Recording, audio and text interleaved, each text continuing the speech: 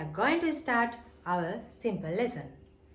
ඉතින් ඔන්න අපි ඇවිල්ලා ඉන්නවා slow motion Sri Lankan කියන YouTube channel එක ඔස්සේ ඕගලන්ට අලුත් පාඩමක් අරගෙන ඉතින් මම මේ පාඩම ගැන මේක කරන්න කලින් ඉංග්‍රීසියේ ලොකෝටම වරද්දන දෙයක් නේ අපි am is සහභාගීත්වය මම ඒක හොඳටම කියලා දීපු නිසා අද ඒ ගැන කතා කරන්න යන්නේ නැහැ මේ පාඩමට කලින් මම ඒ හැඳින්වීමේ ඒ විස්තරය ඕගලන්ට දෙන්න හිතුවේ මේක පටලවා ගන්න නිසා. ඉතින් සරලවම අපි ඉගෙන ගමු මේ කොයිතරම් ලේසි එකක්ද කියලා ඔයගලන්ට අවසානයේ තේරෙයි.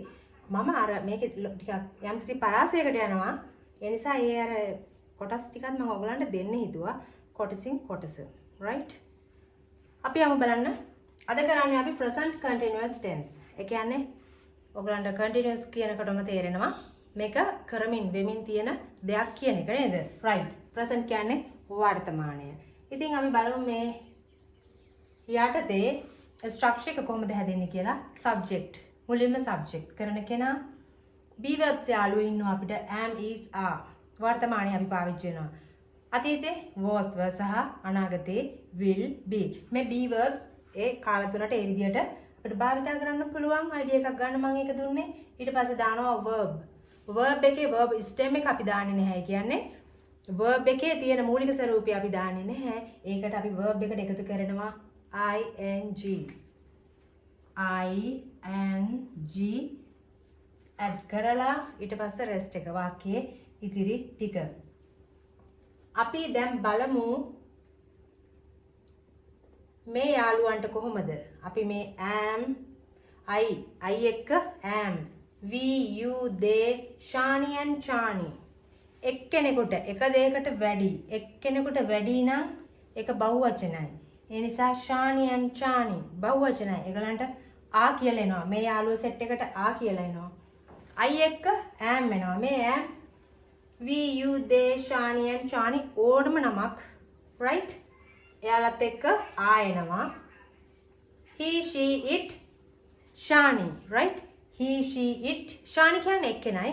අපි යාට is කියලා පාවිච්චි කරනවා. am is are be words ටික helping verbs ටික අපිට ඔන්න ඔය විදියට කොටස් කරන්න පුළුවන්. right. ගත්තා කියලා හිතනවා. I am. okay. we are. you මෙතන you කියන්නේ ඔයා සහ ඔයාලා කියන අර්ථ දෙකම මෙතන තියෙනවා. ලියා ගන්න. ඔයා ඔයාලා අර්ථ දෙකම තියෙනවා. right? you are. they are. shani and chani are. right? he නම් is එක්කෙනයි. he is. she is. it is. shani is. kamal is. nayana is. ඕනම නමක් දාගන්න පුළුවන්. right. අපි ඊළඟ කොටසට යමු මෙන්න මේ විදියට.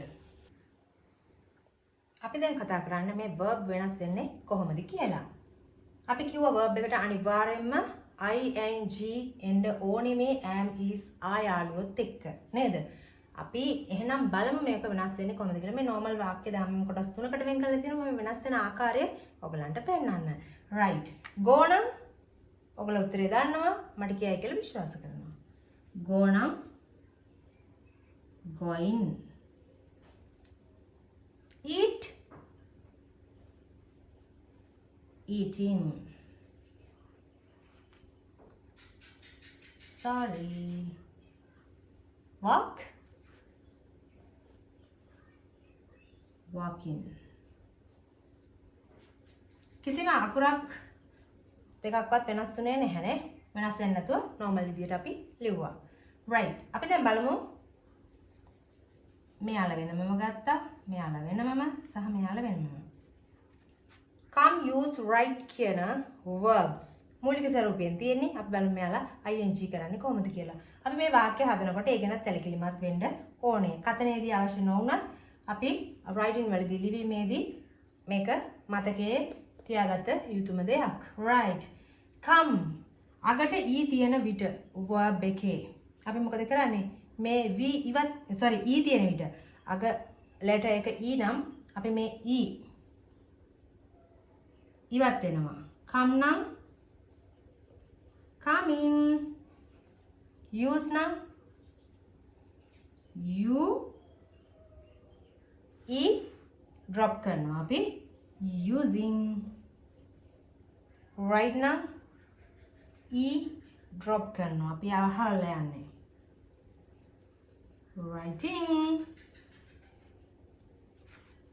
let's see අවධානය තියාගන්න ඒ ගැන ඔයගොල්ලෝ වාක්‍ය හැදීමේදී right clap මේකේ පොඩි දෙයක් තියෙනවා මම ඔයගලන්ට මුල්ම ලෙසන් වල කියලා ඇති ලෙසන් එකක vowel consonant ගැන මම හැඳින්වීමක් කරලා ඇති මේකෙදි මුලින්ම තියෙන්නේ මේ මොකද්ද consonant අකුරක් මේ තියෙන්නේ vowel letter එකක් v අකුර දානවා vowel මේ ඊට කලින් තියෙන්නේ consonant අකුරක් CVC කියලා අපි මේක හඳුනාගමු right මේ CVC තත්ත්වය තමයි තියෙන්නේ එතකොට මොකද වෙන්නේ මේ අග අකුර ඩබල් වෙනවා මොකද වෙන්නේ මේ අග අකුර ඩබල් වෙනවා right එහෙනම් අපි බලමු clap double p වෙනවා අග අකුර double වෙනවා clapping මේකත් බලමු n කියන්නේ consonant u කියන්නේ vowel r කියන්නේ consonant CVC එතකොට අපි මොකද කරන්නේ මේ consonant vowel consonant තියෙන වෙලාවට මොකද කරන්නේ අග අකුර double වේ running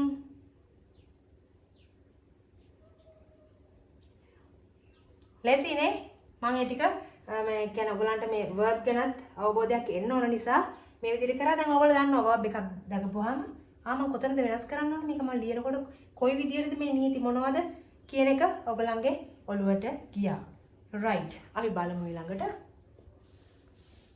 හරි අපි බලමු දැන් මෙයාලා භාවිතා කරනකොට මෙයාලව කන්ට්‍රැක්ට් කරන්නේ කොහොමද මෙයාලව එකතුවක් විදිහට තියන්නේ කොහොමද කියලා I am I'm right I ලියනවා apostrophe comma am I'm okay I'm who are you right I'm we are we apostrophe comma are we are you are right contract කරන විදිය මම කියන්නේ they are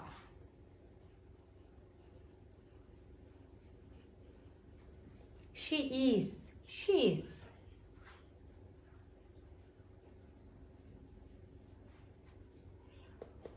කාට හරි ඉස්සරහට ගැටලුවක් එනවා නම් perfect tense එකත් එක්ක මේක අපි එතෙන්දී ඒක ලියා ගමු right he is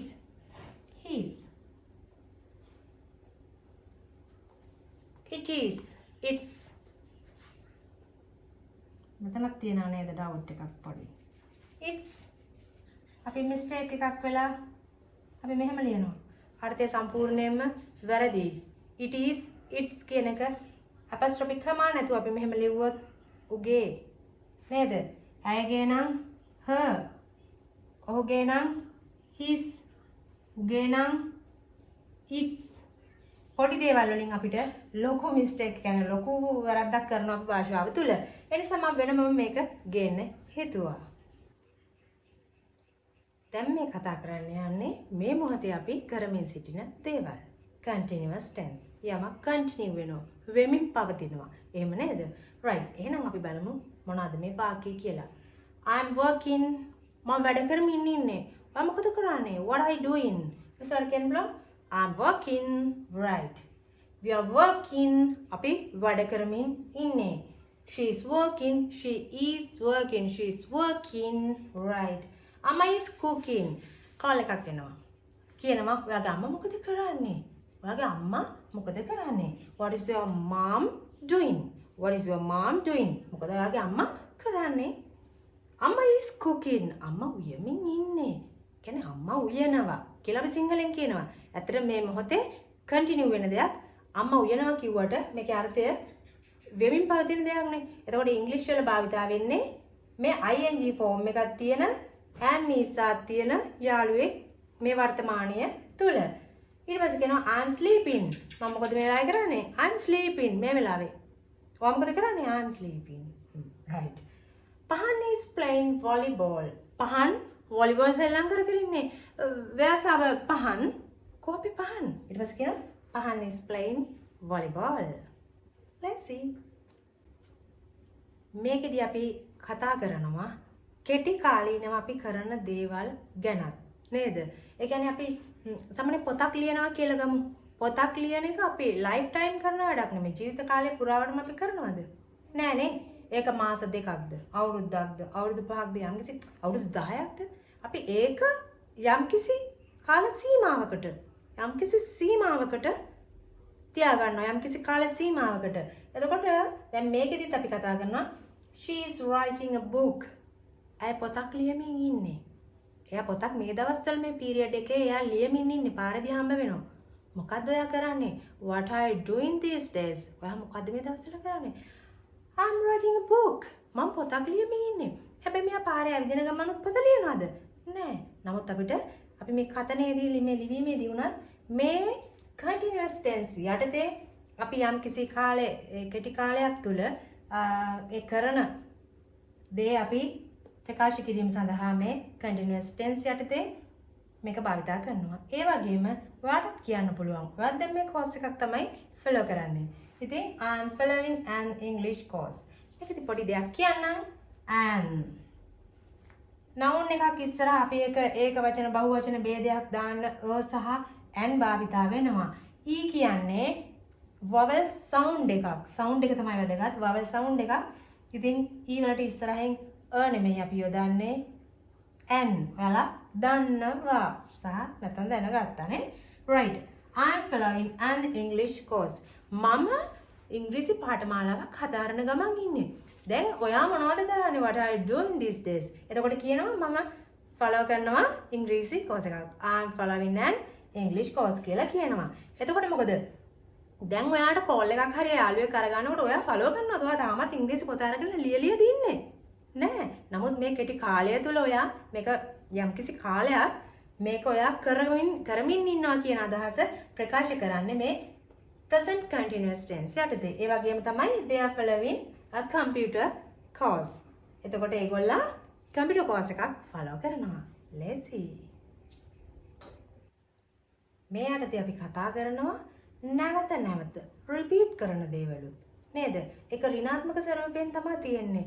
ඒ කියන්නේ ඕන කෙනෙක් දැන් ඒක නැවත කරනවා නම් ඒකට අපි දොස් පවරන්න වගේ ඒ මට්ටමට කරනකොට අපි මේ භාවිතයට ගන්නවා. They are always struggling. එයාලා නිතරම අරගල කරනවා. එතකොට අපි කියන්නේ මොකද්ද? මෙන්න මේ continuous tense එකෙන් තමයි අපි මේ භාවිතයට ගන්නෙ. අනිත් එක කියනවා children are always making noise. ඒගොල්ලෝ හරිම ഘോഷාකාරී කෑ ගහනවානේ. ඉතින් ඒගොල්ලෝ හරිම ഘോഷාකාරී. එතකොට අපි ඒක කියන්නේ නිතරම always. ගැටලුවක් එනවා කාට හරි මේ always කියන පදය කොහොමද මෙතෙන්ට ආවේ කියන එක continuous tense එකට නේද? ඔයාලා දන්නවා මේ always මොනවාද never එතකොට occasionally on and off ඒ වගේ තියෙනවා වචන නේද? ඉතින් ඒවත් එක්ක අපි පාවිච්චි කරන්නේ ඒවා simple present tense වලට. නමුත් මේකෙදී අපි මේ නිතරම කියන පදේ අපි භාවිතා කරනවා මේක repeated. ඒ කියන්නේ repeat එකවල නැවත කරන නිසා. ඉතින් මේක ගැටලුව ඔයගලන්ට විසඳෙන්න ඇති කියලා හිතෙනවා. අපි මේ වගේ මේ පාවිච්චි කරනවා මේ වචනේ මේ සඳහා. අපි මේ present continuous යටතේ අනාගතයත් හංගවනවා. කිව්වොත් පුදුමයිද? මේක තමයි usage එක, භාවිතය. අනාගතය හංගවනවා. මේකෙදි මේ අනාගතය හංගවනවා කිව්වහම හැම verb එකම මේකට පාවිච්චි කරන්න බෑ. ඇහුන් නැත්නම් නැවත repeat කරලා ඔයගලන්ට බලන්න පුළුවන් ඒ කිව්ව දේ මම අඩු කාලයක් ගන්නවා මේකට. ඊට පස්සේ මේකට going සහ coming කියන verb go come. එතකොට මේකෙදි use කරන්නේ going සහ coming කියන පද දෙක සමග තමයි මේකේ අනාගතය හැඟවෙන්නේ. හොඳට මතක තියාගන්න. right. I am going to Gampaha. මම ගම්පහ යනවා. මම ගම්පහ යනවා. නැත්තම් දැන් මේකේදී අර්ථය I am going to Gampaha. මම ගම්පහ යන ගමන් ඉන්නේ. Where are you now? What are you doing? ප්‍රශ්න අහන්න පුළුවන් කෙනෙක්. ඊට පස්සේ කියනවා I am going to Gampaha. මම මේ ගම්පහ යන ගමන් ඉන්නේ. I am on the way. මම යන ගමන් ඉන්නේ. ඒ වගේ. ඊට පස්සේ අපි දානවා මෙතෙන්ට time එකක්. මොකද්ද? I am going to Gampaha tomorrow. මෙන්න වාක්‍ය වෙනස් වෙන විදිය බලන්න. Tomorrow. දැන් වෙනස් වෙන විදිය බලන්න. I am going to Gampaha tomorrow. මම හෙට ගම්පහ යනවා. මම හෙට ගම්පහ යනවා. යාළුවෙකුට කියනවා. හෙට ඔයා මොකද කරන්නේ? හෙට ඔයා කොහේ ඉඳීද? ඊට පස්සේ ඔයාට උත්තර දෙන්න පුළුවන්. I am going to Gampaha tomorrow. Two meanings. She is going to candy. I නුවර යන ගමන් ඉන්නේ. She is going to candy. Continue වෙනවනේ. අපි දැන් මෙතෙන්ට දානවා she is going to candy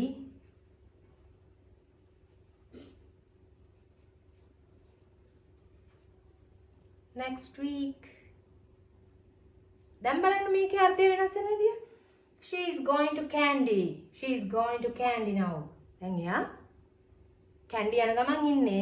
right? මේකෙදි කියනවා she is going to candy next week.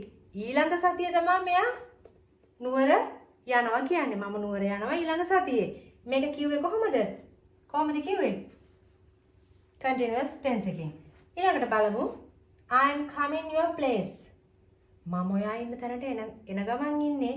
මම ඔයා ඉන්න තැනට එනවා. ඔයා ඉන්න එක බෝඩිමක් වෙන්න පුළුවන්. ගෙදර හරි your place.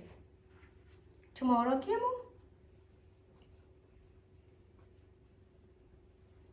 I am coming your place tomorrow. මම ඔයා ඉන්න තැනට හෙට එනවා. මම ඔයාගේ බෝඩිමට හෙට එනවා. ලේසිනේ. විශේෂ වාක්‍යයක්. මේක I am doing politics. මම දේශපාලනය කරනවා. දේශපාලනය කරනවා. මේක ගත්තාම simple present tense එක වගේනේ. ඒක මම කිව්වේ විශේෂ වාක්‍යයක් කියලා. අපි සාමාන්‍යයෙන් කරන දේවල් අපි කතා කරේ simple present tense එකේදී. මොකද simple present tense එකේදී අපි කතා කරේ අපි උදේට නැගිටිනවා. එතකොට අපි වැඩට යන්නේවා, පන්සලට යන්නේවා, මොනවාද ස්වභාවික දේවල් ගත්තොත් නැගිටින ඉර පායනවා, බටහිරින් ඉර බහිනවා. ඒ විදිහට අපි සරල වර්තමානය තුළ අපි කතා කරා. මම ටීච් කරනවා කියන්න පුළුවන්. මම උගන්වනවා I teach. ඒ වගේ කතා කරන්න පුළුවන්. I play. මම සෙල්ලම් කරනවා. නමුත් මම දේශපාලනය කරනවා කියලා කවුරු හරි උත්තරයක් දෙන්න ලැබුණොත් එයාට එයාගෙන් ප්‍රශ්නයක් අහනවා. what do you do කියලා අහනවා. ඔයා මොකද කරන්නේ? what do you do කියන්නේ ඔයා කරන ජොබ් එක මොකද්ද? ඔයා මොකද කරන්නේ? එහෙම කියලා. what do you do? so I am doing politics. කොහොමද අපි ආන්සර් එක දෙන්න ඕනේ? I am doing politics. ලේසිම විදියකට වාක්‍ය ටික හැදුවේ. ඕගලන්ට තියෙන දැන් සට ගාලා වාක්‍ය ගොඩනගාගෙන යන්න.